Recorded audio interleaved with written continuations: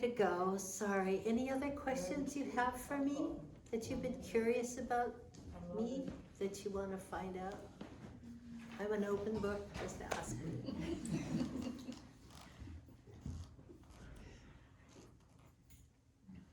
Like No, you we're wonder. ready to start now. Maybe Can we'll we have more start? questions after you. Can we start? We've been in our seats for Okay, 25 well, if you Yeah. think of Yeah. anything, let me know. I'm happy to answer any questions. All right, let's go. Yeah, let's go. Yeah. Are you We're recording? a little bit Yeah, early, it's but recording. Okay. So, Okay. I was asked to introduce Kamala, but you all know who she is. So I'm just gonna let you talk for yourself. okay, yeah.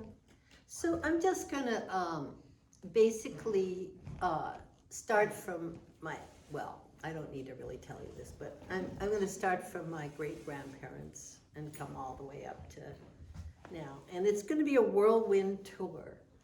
It's not gonna be like really deeply into anything, but I'm gonna try to tell stories about it anyway.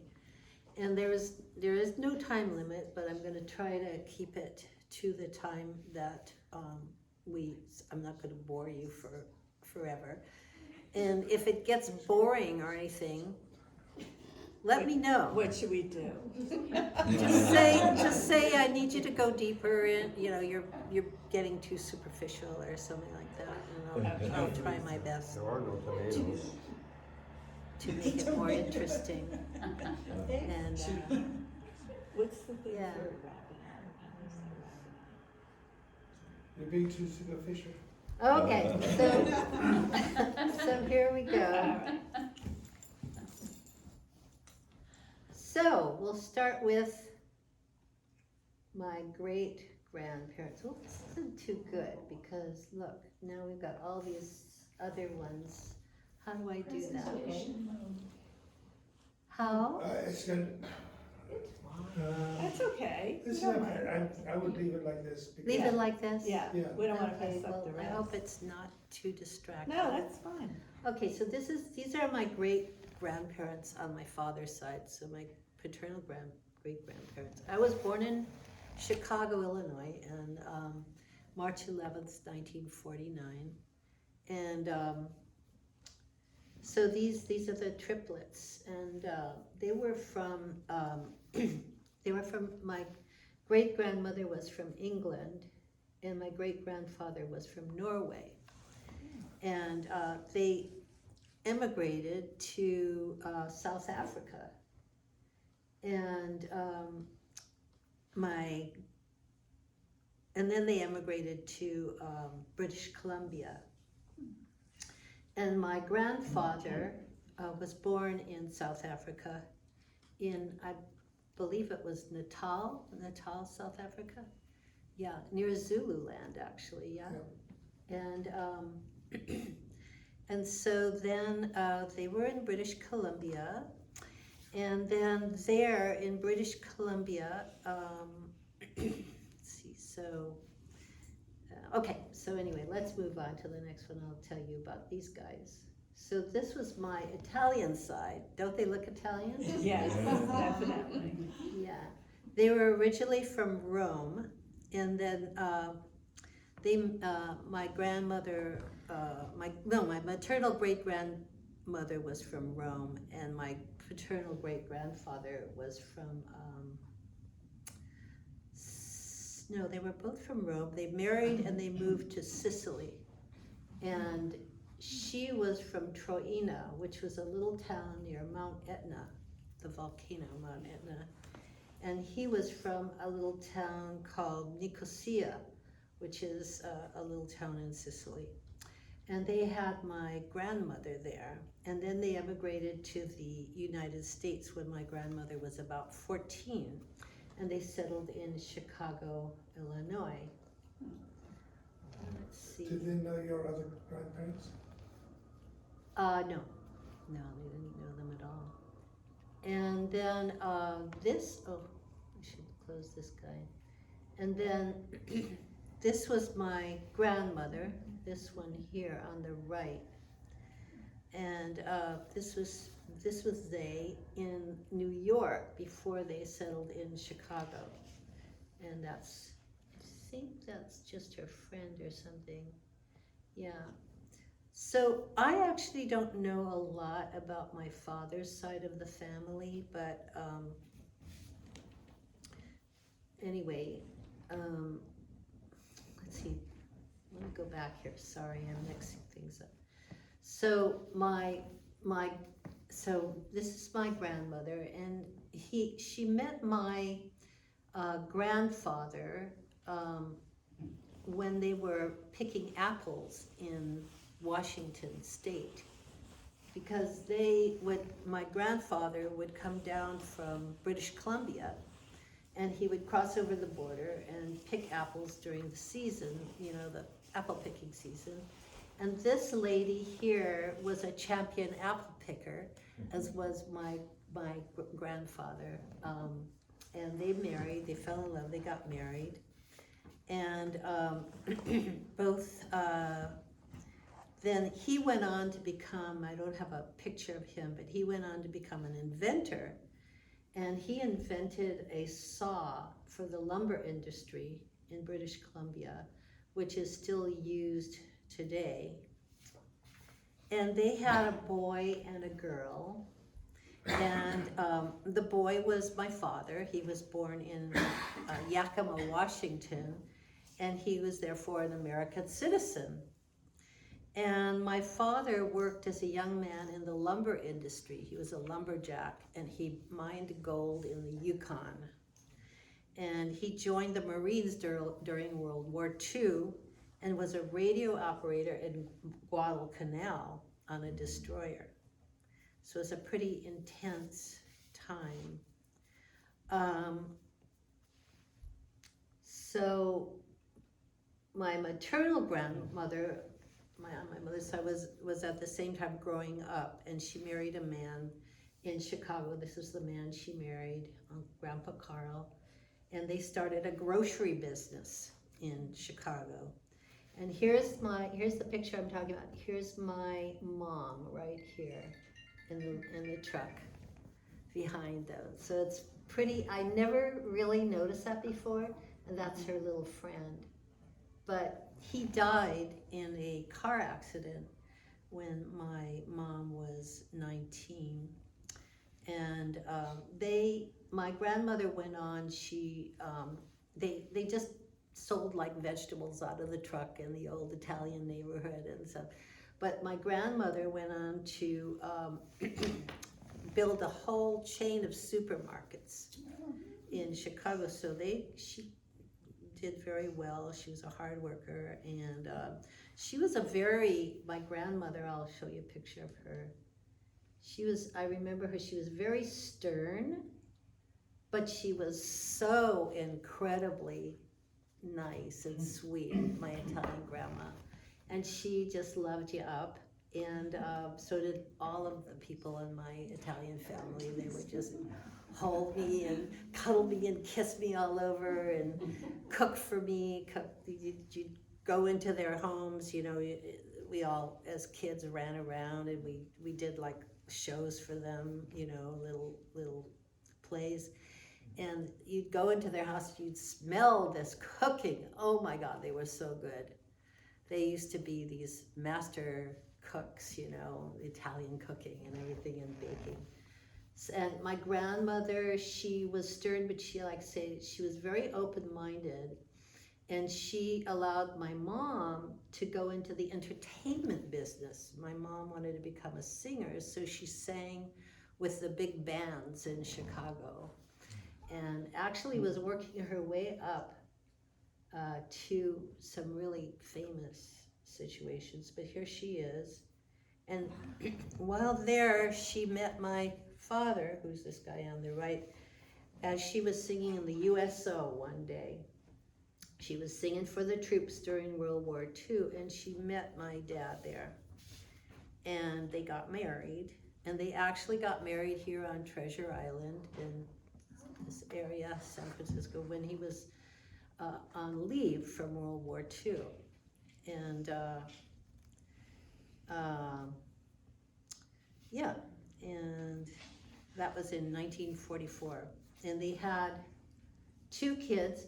I think she's really pretty, actually. Beautiful. I think so Yeah, too. yeah.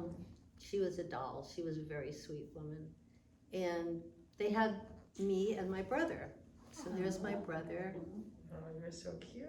and he was a towhead. He was a real, blonde kid. Thank you. And this is little me, and I was a kind of a feisty person. There was a story about me. I was in my crib one day, and a little boy put his finger in my crib, and I just bit it really hard. And there was this big to-do around it. I was a very bad little girl that day. After the war, my dad went on to, here's my dad later on in life. That's my dad on the right. And that's actually Carl Rogers, the famous psychologist. He went on to the University of Chicago on the GI Bill. And there he studied under Carl Rogers and became his pupil and his friend. And so we knew Carl Rogers when we were kids. He would hang out in our house and stuff like that. And my dad contributed to the field under Carl Rogers by creating a theory. He was the dean of students at one point at University of Chicago, and he created a theory under him called it Need for Unconditional Positive Regard in Client-Centered Therapy. And that later came to be in the mainstream under the term unconditional love that we still use today. So it became very famous. That's my dad's sort of claim to fame. And my brother and I spent our formative years growing up at the University of Chicago. This isn't a very good picture, but here's me and my mom and my brother on the campus of the university there. So we grew up there on the campus. And then when I was about 7, my dad and my mom decided to go their separate ways. They got a divorce, and we all moved to Hawaii. There's me just arriving in Hawaii back in 1956, which was the year before statehood was happening. So I was there when statehood happened.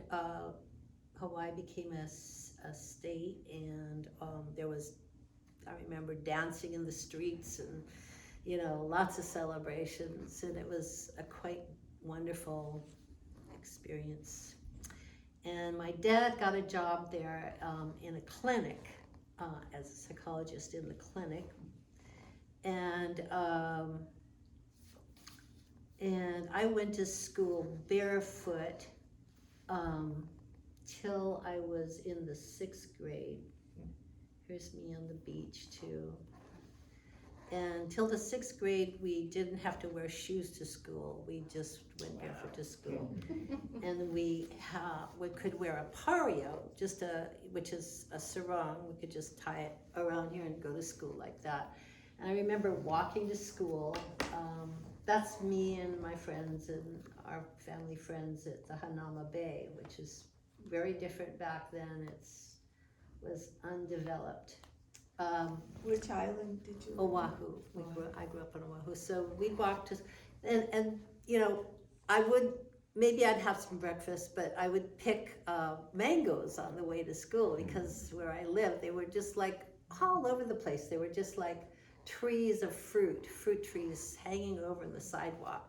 So you'd be walking, you just have your breakfast on the way to school from the tree. It was pretty cool. It was a nice time. Did you live in Honolulu? I lived in Honolulu, yeah, till I was graduated from high school, and then I moved to Maui. Yeah. But unfortunately, there was a lot of reverse discrimination in the schools.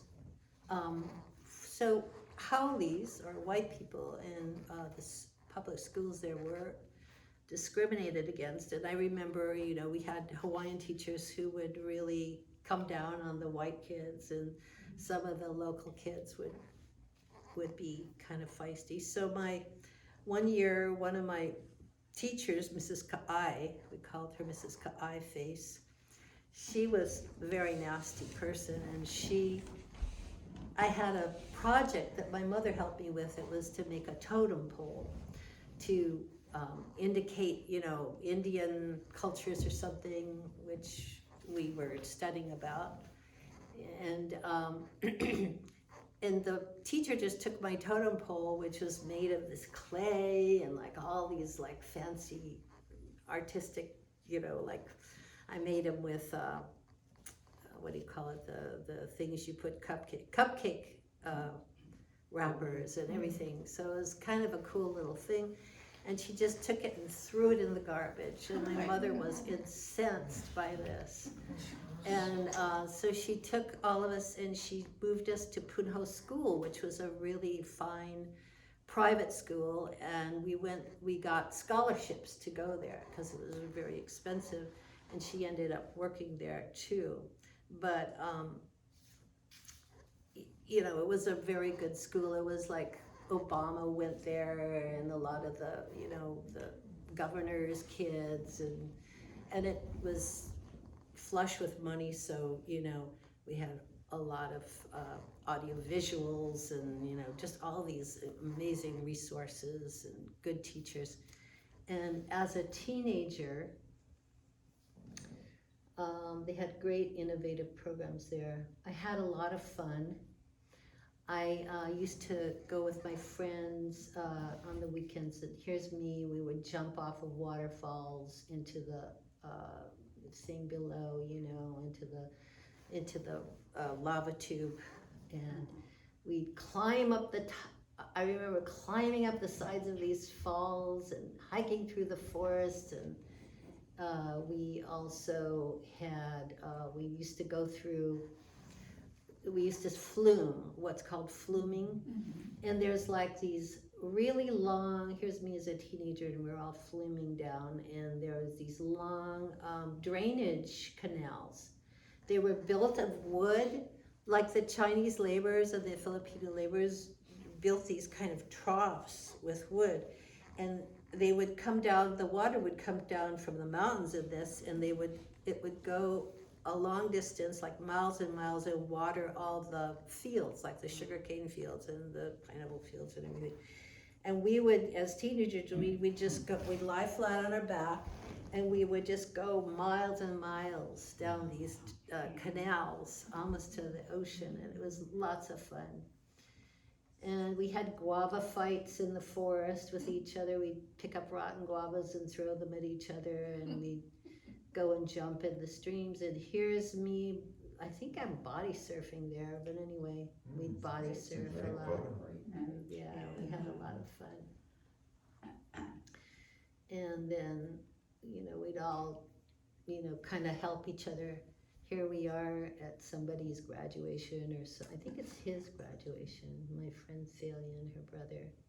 So we would make these long lays, and so that's a little bit of my life there. And then also, let's see, at the same time I was in school, in high school, I was studying, I was a Zen student. So I'd go to these, Zen retreats. Here's me at one of the Zen retreats. Actually, I was introduced when I was a little kid. My dad took me to a retreat, and it was just like very, very, it took for me. And so I grew up in, kind of going to Zen trainings, and I met the Zen teachers and studied there up until actually about my early 30s. So here's me later on after a Zen retreat with my boyfriend there. And here's my Zen teacher there. So, and then, let's see. So now I'm gonna backtrack a little bit. Because in the meantime, when I was in school, my dad remarried. he remarried, here's me at age 11 there's my brother, and he married this Indian woman. She from East India. She was from Assam, and she became my stepmother, Assam, India. And I was a babysitter. They had 2 sons, my half brothers, and I babysat them quite a bit. And so when she was going home to visit her family in Assam, they took me along with them to India and to the Far East. And so later on, actually, I was about 16 when we went, so 5 years after this, I went to India. And we had some pretty amazing experiences there because she was a member of a tribe there. At the time, it was a pretty wild place. She was a member of the Khasi tribe, and they had, originally that area had headhunters back then. They had, wild elephants, wild tigers, wild boa constrictors and things. And I remember we were driving through the jungle, and I could see these boa constrictors just like, hanging off the trees. And there's a great big elephant coming by in our path, like a rogue elephant, and he was really mad. And there was a guy on the motorcycle in front of us, and right next to the elephant, and we were back in this Jeep, or kind of like a Land Rover thing. And I thought we were really going to get smashed, but we actually did not. But so one thing I had to do is really make sure my brothers were safe there, because if they got lost in the forest or the jungle or something, they could be kidnapped by these people that wanted to drain their blood, because they had what was called the Naga tribe there. And this sounds really far-fetched, but it's actually true.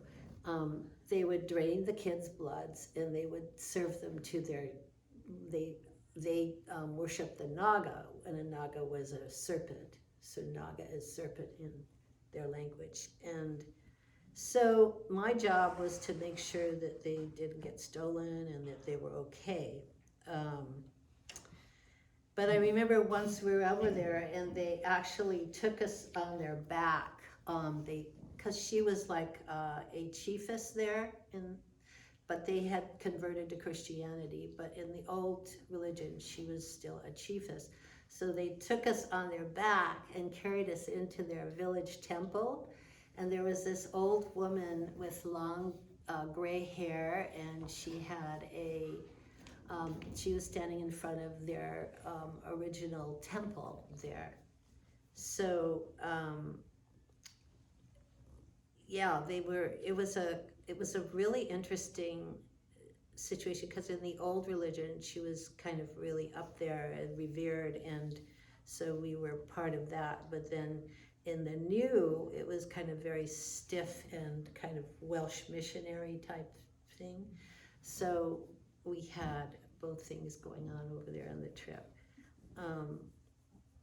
So anyway, in return, so since then I've been traveling pretty much every year, or every couple years since then. I kind of got the traveling bug when I was younger.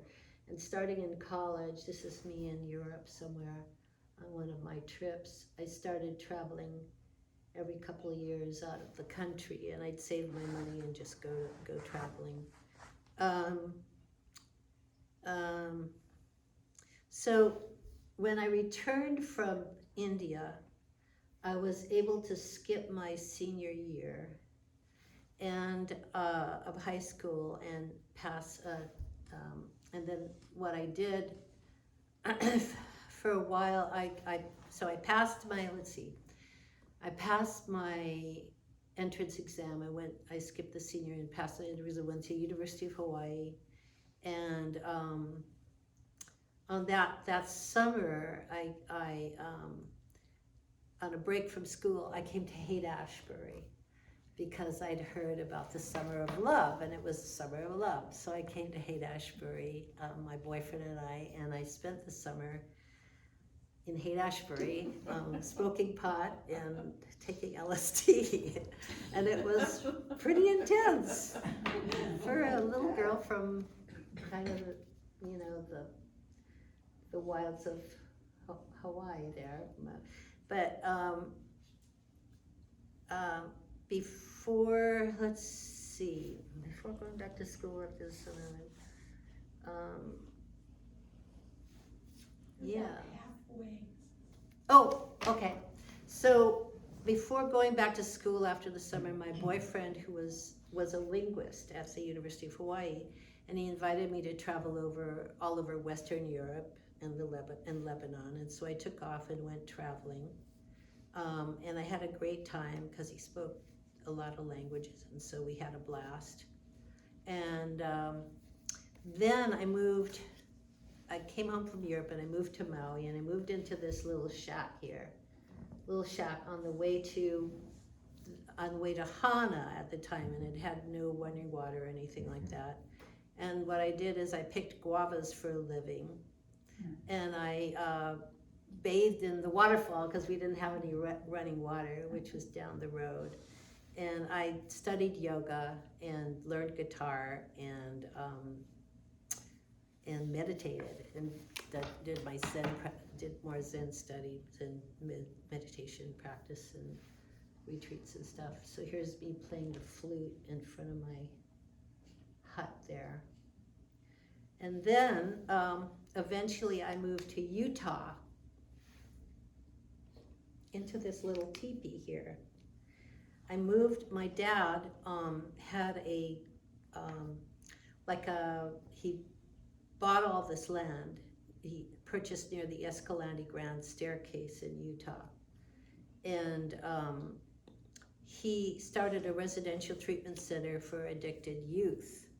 And he said, why don't you come over and learn about the craft of counseling and psychotherapy? And I said, okay. So I moved there and I lived there for 6 years, and I was on staff helping to take these kids out on survival trails out into the wilderness. And we all lived in these teepees. And here, right here, this part, you can see this cliff, and there were this is like an old Anasazi Indian place, and they made all these petroglyphs on the cliff there, and that was where I lived for 6 years. And I got real good at chopping my own wood and carrying water, and I built this funky little cabin with my own hands with hammer and nails, and I can't believe I did that.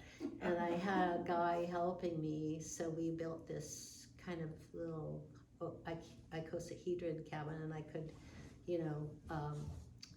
build a fire inside with a stove, and it was a lot better.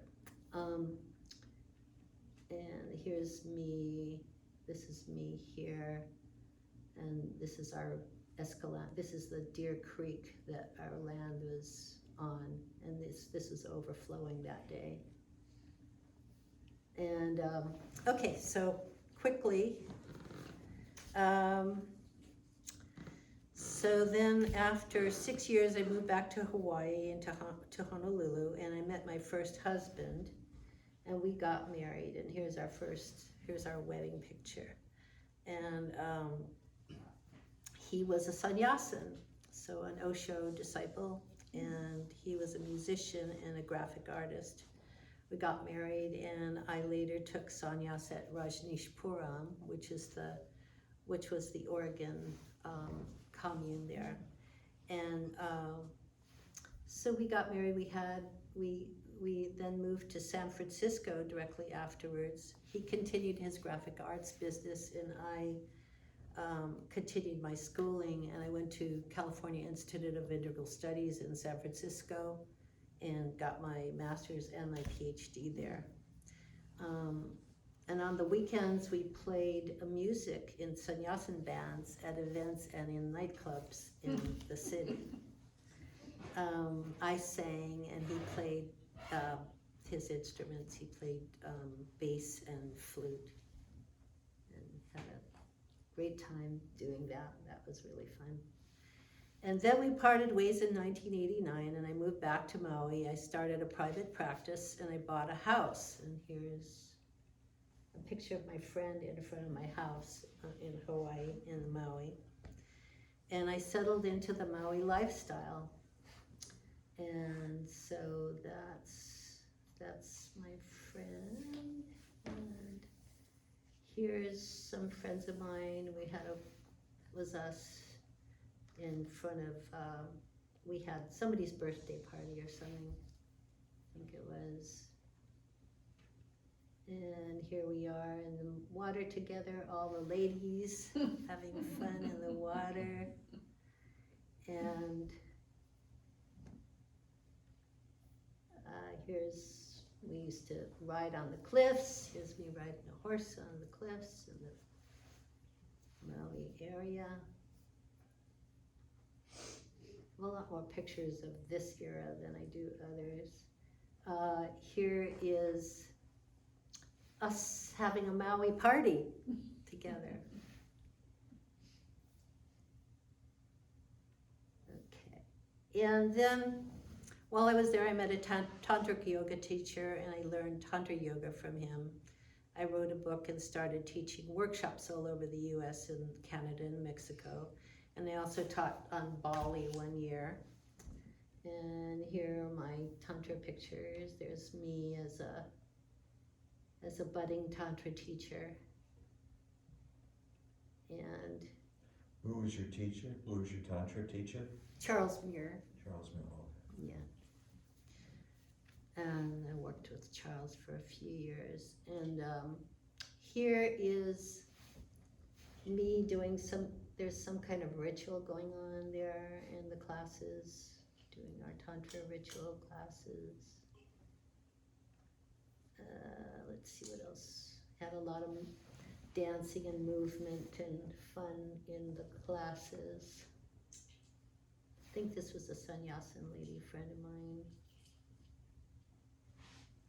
And there's me at in that era as the tantra teacher. And almost done here, but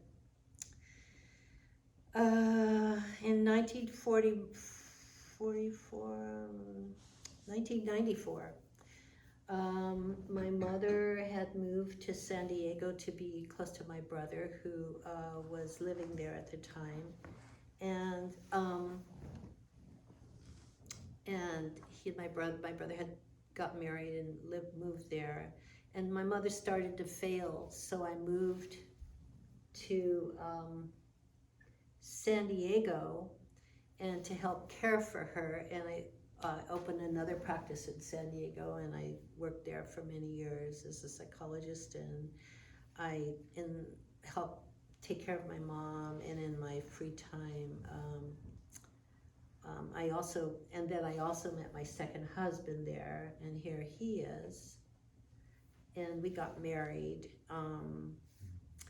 but the marriage was kind of short-lived, and after my divorce, we didn't really work together too well, unfortunately, but it was a nice wedding.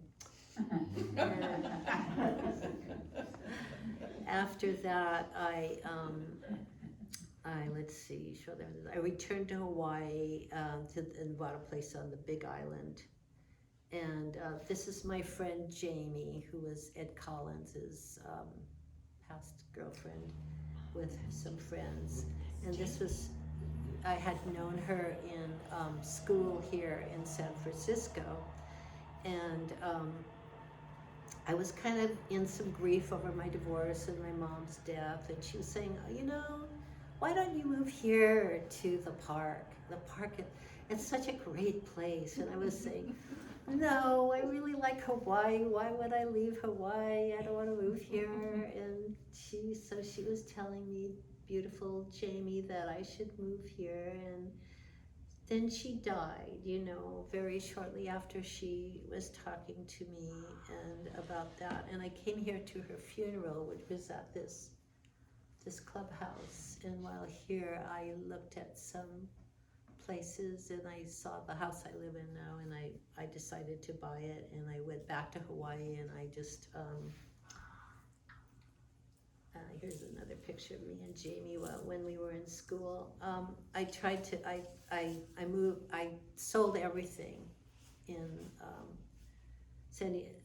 on the Big Island, and I moved here to this house back in January of 2015.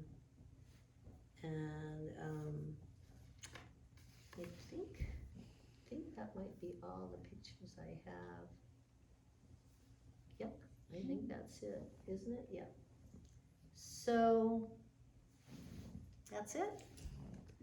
That's kind of my life. I mean, So interesting. thanks. I have a question. Yeah, Was Kamala your birth name?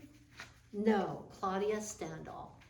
Claudia. Yeah, Claudia. And was Kamala from the Sannyasin? Yes, Oh, yes. So it was a sannyasa name. So Satyam Kamala is my sannyasa. I was such. Yeah. And So Alan was one of your husbands. yes, Alan was my first husband, the guy you saw, that first husband. So, any other questions? You got your psychology degree from California Institute of Integral Studies oh, in the city, yeah. And Yeah. the master's and the PhD there? I'm actually, I'm trying to think, where did I get my master's there? I think I did, my master's and my PhD And there. PhD. Yeah, yeah. So I lived in the city for about 10 years. What years were those? 1980, I know I graduated in 87, so it'd have been like 10 years. Well, I guess it was 70, no, I graduated in 89, so I was from about 79 to 89. Same years I was there. Really? Yeah. Oh, we missed each other, Yeah. darn it. Yeah, Is that the same school that Meg teaches at? yeah, Yeah. yeah, it is. Mhm. Yeah. I was interested that you said your parents split up, but then you all moved to Hawaii. You Oh moved- yeah, my dad moved first to Hawaii because he got a job there in a clinic. He and a psychiatrist opened a clinic in Honolulu, and then we moved. We came and visited him there. I see. My brother brought us kids, and we all decided to move over there. So it's just easier to have contact with both my parents, and Yeah. so. So where's your brother now? My dad, Your brother? my brother, he lives in San Diego. He's married and he lives in San Diego. Are you close to him? I have been close to him in my life, but recently it's been a little strained. I'm not sure what's going on there, but yeah, I'm not too close right now with him. But we'll see what happens with that. I'm open, but I don't know if he is. I think I trigger him for some reason, and I don't really know why, but there's some triggering that goes on, and it's kind of a pain, so I don't bother with it. I figure he'll come around when he really wants to be with me, so, you know.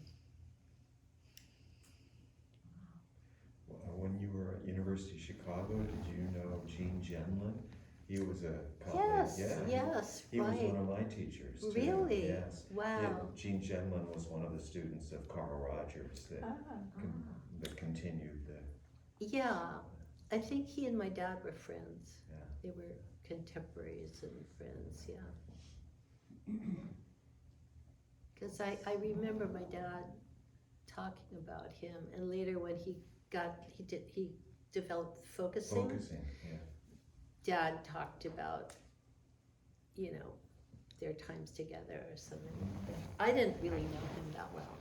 I think I might have met him once, I'm not sure. Very interesting life. Yeah. You know, you can't really get too deep into a lot of No. areas, but you know, this is kind of a That's a good thumbnail overview, yeah. sketch, yeah. of it. Yeah, I had a lot of fun, you know. Yeah, look that way, Yeah, especially in Hawaii, yeah, growing up there. loved Hawaii, it was really Yeah. fun. And Utah must have been great too. Utah Living in a was teepee amazing. and That- Building your own house. We lived on the land, we grew our own food, we hunted, we carried water from the stream, Wow. we cut wood, you know. How old were you then? In my 20s, I think. So, and you were leading trips with troubled teens, that's pretty. Yeah, Yeah, trips that's out pretty there in the wilderness, yeah, not alone or anything like that, with Yeah. other people, but, Yeah. you know. Utah's a beautiful place. You did all that with your dad? He growing the food and hunting and all that with your father? No, my dad wasn't doing any of He that. wasn't doing- No, he was administering the whole center, but, How many years did you live in India? in India? Oh, I didn't live there. I would visit, when I went to India, I was there for maybe, I think we were there in Assam for 3 months with her family, and then we went to the Himalaya area, and then Burma, and Hong Kong, and Japan, and then we came home. Traveled around it Far East for a while.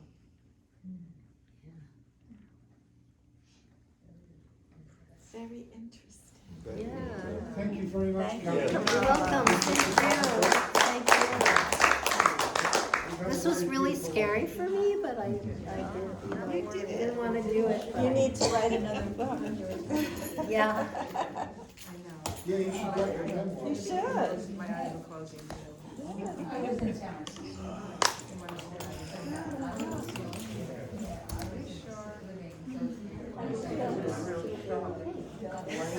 You did. I did it.